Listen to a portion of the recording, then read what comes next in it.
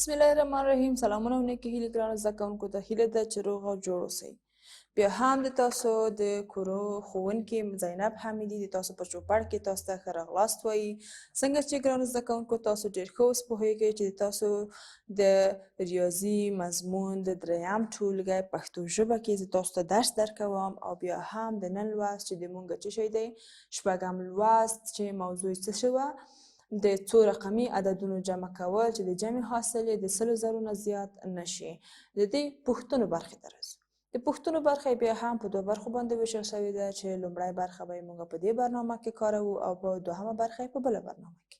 نو ګرانو زده کوونکو بیا هم څنګه چې تاسو پوهیږئ تاسو کتابچې کتاب او قلم ډېر اړین دي د دغې مضمون لپاره ځکه چې تاسو ریاضي داسې یو مضمون دی چې پرته د تمرین څخه یې موږ نشو کولی چې کار کړو.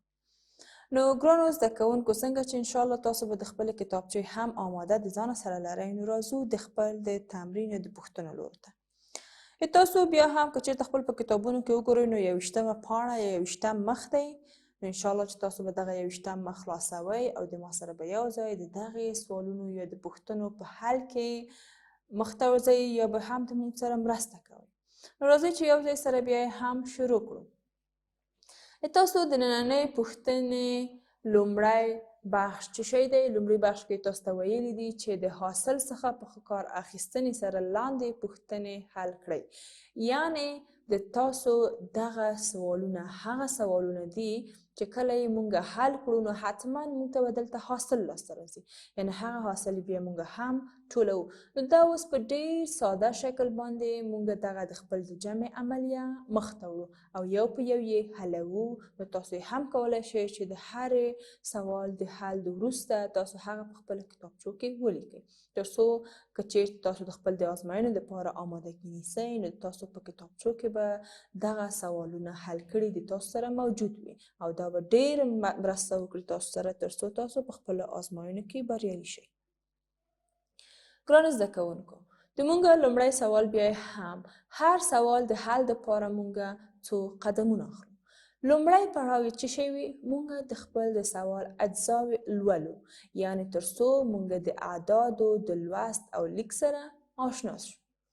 دوهم بیا کومه پړاو وي؟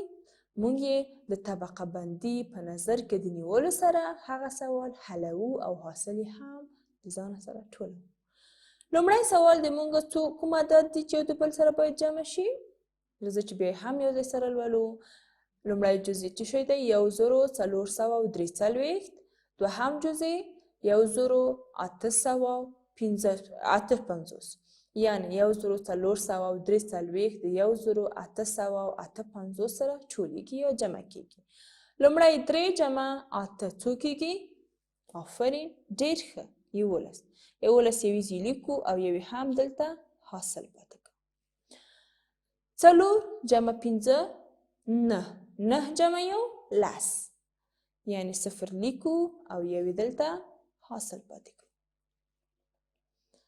4 جمع 8 12. 12 جمع 1 14. یویز لیکل کیږي او لسیز دلته حاصل کې ټولیږي. 1 جمع 1 2. 2 جمع 1 3. آفرین. نو چې که چېرته مونږ 1443 د 1858 سره ټول کړو یا جمع یې کړو نو مونږ حاصل به کوم عدد وي؟ 3301. وګورئ ګرانو زده کوونکو په جمع عملیې کې چې چېرته مونږ دوه واړه اعداد یو د بل سره ټول کړو نو مونږ حاصل تل د خپل د اجزاو نه ډېر وي ځکه چې په جمع کې مونږ یې راټولوو یعنې ویشو یې نه مونږ یې څه کوو؟ راټولوو یې. دوهم سوال د مونږ څه شی دی دلته؟ دوهم سوال یې مونږ ته ویلی دي چې 100,000 یا 10,040 څو سره ټولیږي؟ 9,993. بیا هم په عین شکل باندې چې موږ د خپل لومړی سوال حل کړ نو دغه دوهمه پوښتنه به هم حلوو. انشاءالله چې تاسو ډېر ښه پوهیږئ چې زه څه ویل غواړم یا هم دغه سوالونه څنګه حلوم.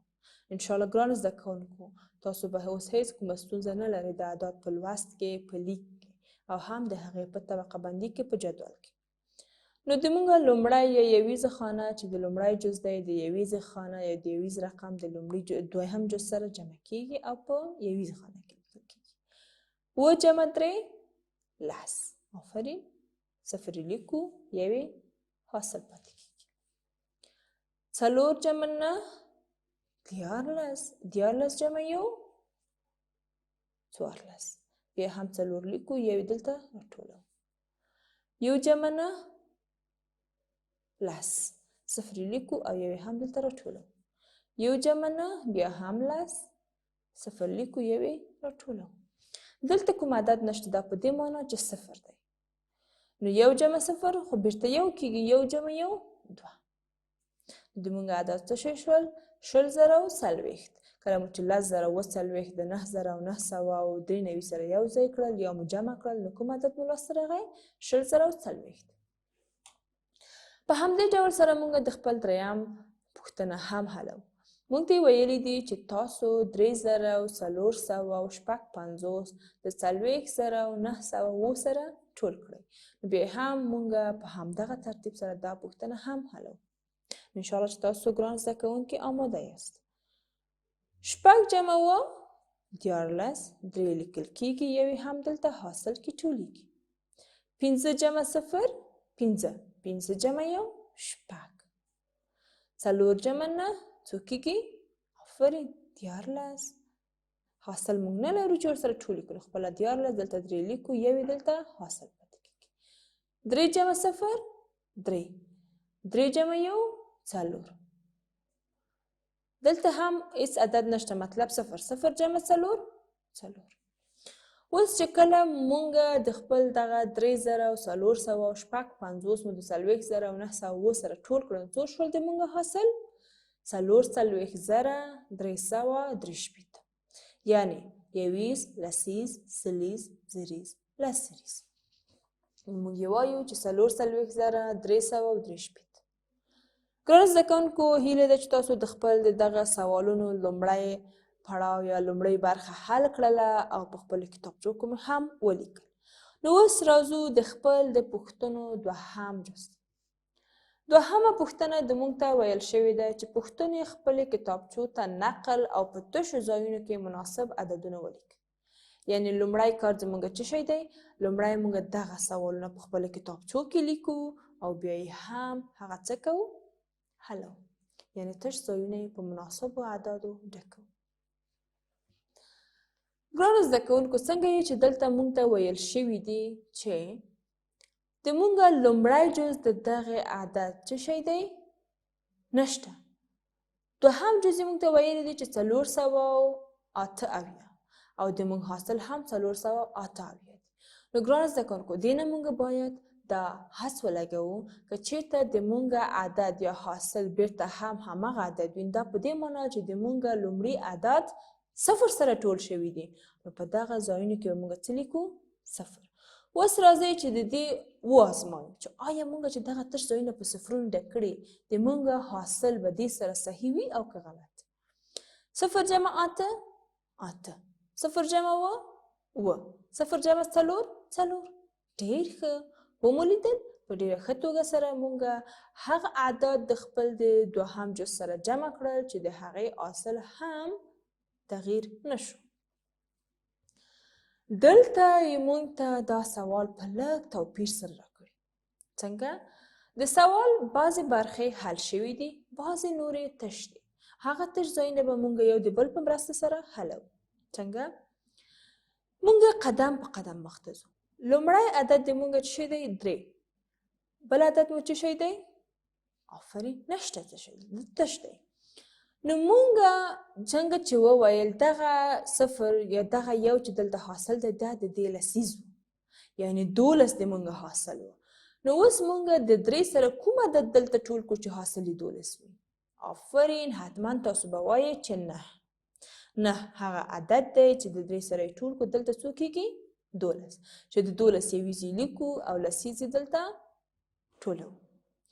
دوهم عدد د مونږ څه شی دی؟ ویل شوي دي چې 7 جمع 9. 7 جمع 9 څو کېږي؟ 7 جمع 4 څو کېږي؟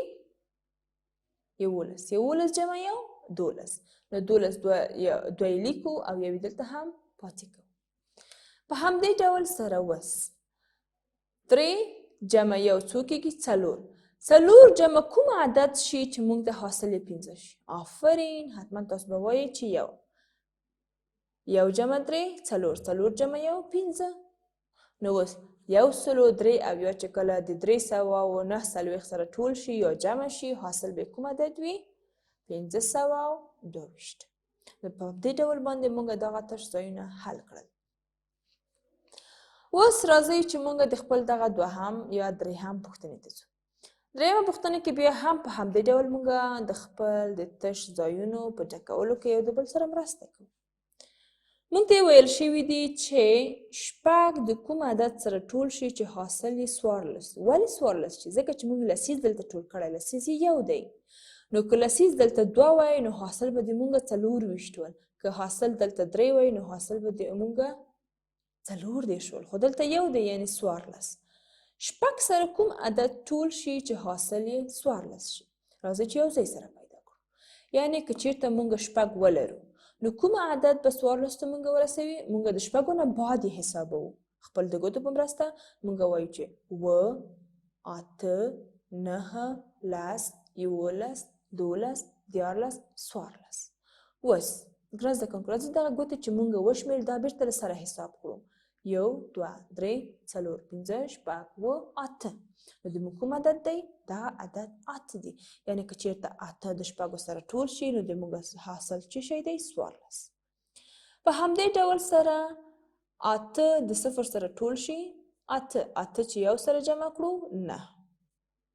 بیا هم 8 د کوم عدد سره ټول شي چې د موږ ځواب 14. یعنی 8 خو موږ لرو. راځئ چې اوس موږ حساب کړو.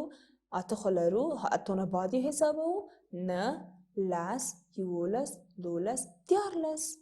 یعنی موږ 14 ته ورسېدو. نو موږ څو ګوتې ضرورت درلودلې؟ 1 2 3 4 5. دلته لیکو 5. اوس ګرانو زده کوونکو په همدې ډول سره تاسو یې هم کولی شئ چې دغه نور بخش هم حل کړئ.